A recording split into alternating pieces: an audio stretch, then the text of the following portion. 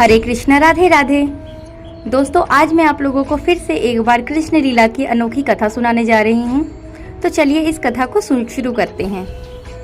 ब्रजमंडल क्षेत्र में एक जंगल के पास गांव बसा था। जंगल के किनारे एक टूटी फूटी झोपड़ी में 7 वर्षीय बालिका अपनी बूढ़ी दादी के साथ रहा करती थी, जिसका नाम उसकी दादी ने बड़े ही प्यार से चंदा रखा था। चंदा का उसकी दादी के अलावा इस दुनिया में कोई और नहीं था। जब वह मात्र 2 वर्ष की थी तब उसके माता पिता चल बसे थे। तब से उसकी दादी ने ही उसका पालन पोषण किया। उस बूढ़ी स्त्री के पास भी कमाई का कोई साधन नहीं था, इसलिए वह जंगल में जाती, लकड़ियां बिनकर बेचती और जो भी होता उससे अपना गुजारा चलाया करती थी। घर में कोई और रहता भी नहीं था, इसलिए दादी को भी चंदा को अपने साथ जंगल में ले जाना पड़ता था। दोनों दादी पोती दिन भर जंगल में भटकते, संध्या होने से पहले घर वापस आ जाते और प्रतिदिन का उनका यही नियम भी था। चंदा अपनी दादी के साथ बहुत ही प्रसन्न रहती थी, किंतु उसको एक बात हमेशा दुखी करती थी कि उसका कोई भाई या बहन क्यों नहीं है। गांव के सभी बच्चे उसे इस बात से चिढ़ाते भी थे। वो खेलते थे अपने भाई बहनों के साथ, लेकिन उसके साथ कोई नहीं खेलता था, तो वह बहुत ज्यादा दुखी रहती थी। वो हमेशा अपनी दादी से पूछा करती कि दादी, मेरा भाई क्यों नहीं है। उसकी दादी हमेशा उसे प्यार से समझाया करती, अरे है तो ये कृष्ण कन्हैया, तेरे भाई तो हैं।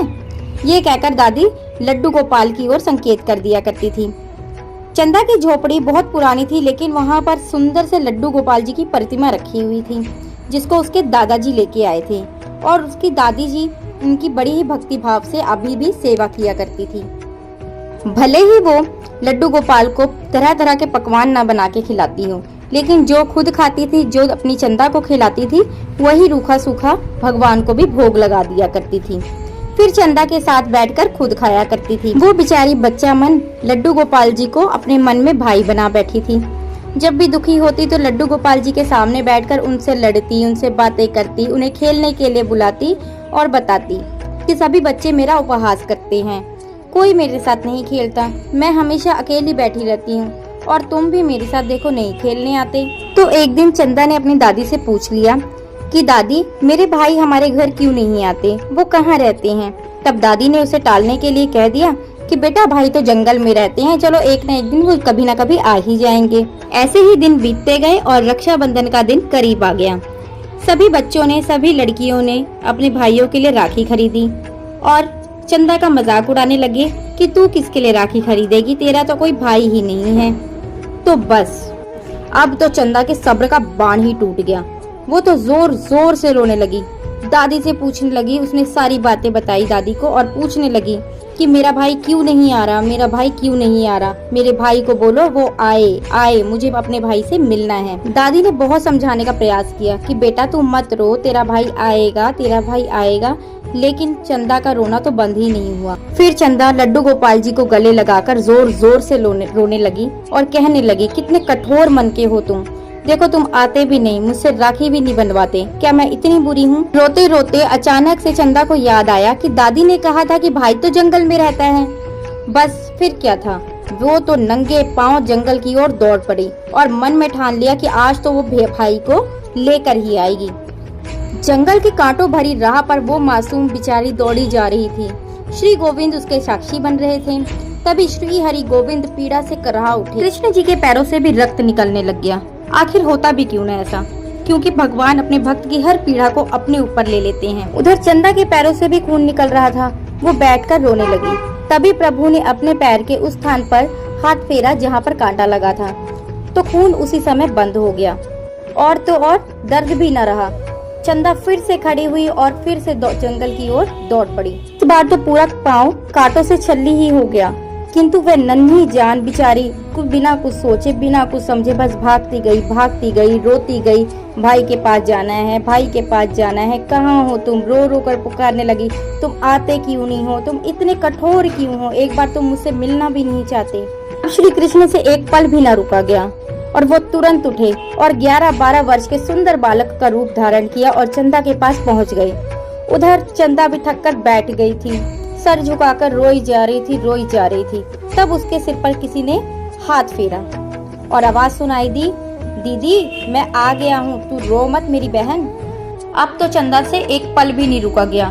उसने फटाफट से सिर उठाकर देखा और सामने एक बालक को देखा और पूछा, तुम मेरे भाई हो? क्या तुम मेरे भाई हो? उसने उत्तर दिया, हाँ चंदा, मैं तुम्हारा ही भाई हूँ। यह सुनते ही चंदा अपने भाई को लिपट गई और फूट फूट कर रोने लगी। भगवान वही धरती पर बैठ गए जहाँ पर वो नन्ही सी चंदा बैठी हुई थी और उसके कोमल पैरों को अपने हाथों में लेकर उसको प्रेम से देख रहे थे। एक बार आप इस भाव को महसूस करके देखिए। एक बहन जो अपने भाई को पाकर रो रही है, प्रसन्नता में रो रही है, और भगवान अपने भक्त के कष्ट देख के रो रहे हैं। भगवान ने चंदा के पैरों में लगे सभी कांटों को बड़े ही प्रेम से निकाला और उसके पैरों को सहराने लगे। और अब चंदा अपने भाई का हाथ पकड़ के बोलने लगी, भाई तुम चलो, घर चलो, घर चलो, कल रक्षाबंधन है, मैं तुम्हें राखी बांधूंगी, चलो भाई घर चलो। भगवान बोले, अब तू घर जा, दादी प्रतीक्षा कर रही होगी, मैं प्रातः कल आ जाऊंगा। ऐसा कहकर उसको विश्वास दिलाया कि वह कल आ जाएंगे। अब चंदा बहुत खुश थी, सारी चिंताएं मिट चुकी थी उसकी। घर पहुंची तो दादी का रो रो कर बुरा हाल था। देखते ही देखते चंदा आ गई, उसको अपने सीने से लगा लिया और कहा, कहाँ चली गई थी बिटिया? चंदा ने बताया कि कल मेरा भाई आ रहा है रक्षाबंधन पर, मैं भी उसको राखी बांधूंगी। अगले दिन प्रातः नहा धोकर चंदा द्वार पर खड़ी होकर अपने भाई की प्रतीक्षा करने लगी और इस बार भगवान श्री कृष्ण ने उसको ज्यादा इंतजार भी नहीं करवाया। जल्द ही वह आ गए और चंदा को तो उनको देखकर प्रसन्नता का ठिकाना ही नहीं रहा।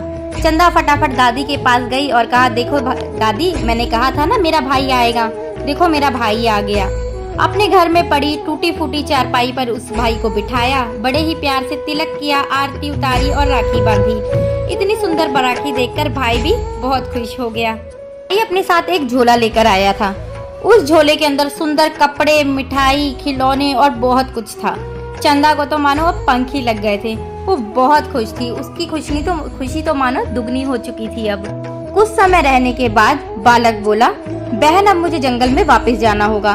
चंदा थोड़ी सी उदास हो गई तो बालक बोला कि तू चिंता मत कर पगली, मैं तुझसे रोज मिलने आऊंगा। और चंदा इस बात को लेकर मान भी गई। वह बालक जंगल में वापस चला गया। उधर दादी भी बड़ी असमंजस में बैठी हुई थी। यह बालक आखिर है कौन जो मेरी चंदा से राखी बंधवाने आया? किंतु हरि की मन की तो हरि ही जाने। थोड़ी ही देर बाद जब चंदा की नजर लड्डू गोपाल जी की प्रतिमा पर पड़ी तो उसने देखा कि उन्होंने वही राखी हाथ में बांधी हुई है जो राखी उसने अपने भाई को बांधी थी। उसने तुरंत दादी को बुलाया। दादी भी देखकर अचंभित ही रह गई। दादी श्री कृष्ण जी के चरणों पर गिर पड़ी और बोली, छलिया, जीवन भर तो छल लिया और जीवन का अंत आया तो भी छल कर ही चले गए, अपना असली दर्शन भी नहीं करवाया। वह चंदा से बोली, अरे पगली, जो बालक आया था ना वो कोई और नहीं, वो स्वयं श्री कृष्ण भगवान जी थे। ये कहकर दादी पोती दोनों ही रोने लगी। इस दिन के बाद चंदा प्रति वर्ष अपने भाई को हमेशा राखी बांधा करती और उस प्रतिमा को प्रतिमा न समझकर अपना भाई समझती और ढेरों बातें किया करती और मन ही मन उसके जवाब भी पा लिया करती। किसी की सूरत बदल गई, किसी की नीयत बदल गई। जब से तूने मेरा हाथ पकड़ा मेरे कन्हैया, मेरी तो किस्मत ही बदल गई। बोलिए कृष्ण कन्हैया लाल की जय, मोर मुकुट बंसी वाले की जय, वृंदावन बिहारी लाल की जय। तो दोस्तों, आज की कहानी आप लोगों को कैसी लगी प्लीज कमेंट करके जरूर बताइएगा। वीडियो पसंद आई हो तो लाइक, चैनल को सब्सक्राइब करके जाइए।